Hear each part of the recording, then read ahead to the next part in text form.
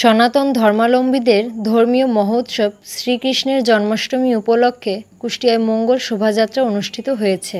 সোমবার ২৬শে আগস্ট বিকালে বাংলাদেশ পূজা উদযাপন পরিষদ কুষ্টিয়া জেলা শাখার আয়োজনে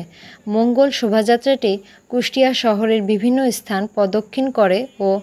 শ্রী গোপীনাথজিউর মন্দিরে আলোচনা সভা অনুষ্ঠিত হয়। এ সময় কুষ্টিয়া জেলা হিন্দু বৌদ্ধ খ্রিস্টান ঐক্য পরিষদের সভাপতি অ্যাডভোকেট সুধীর শর্মার সভাপতিত্বে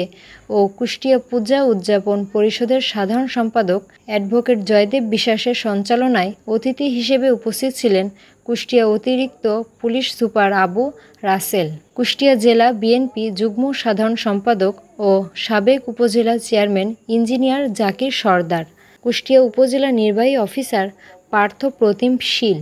কুষ্টিয়া জেলা নির্বাহী ম্যাজিস্ট্রেট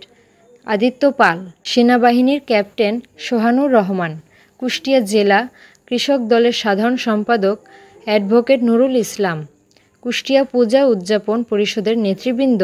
নরেন্দ্রনাথ সাহা, বীর মুক্তিযোদ্ধা স্বপন কুমার নাগ, পরেশ রায় নাড়ু, অনিরুদ্ধ নন্দী, নিলয় কুমার সরকার, স্বপন পাড়ুই, স্বপন কুমার দে, নন্দর কিশোর বিশ্বাস, বাবু নন্দী, বাপ্পি বাগচি,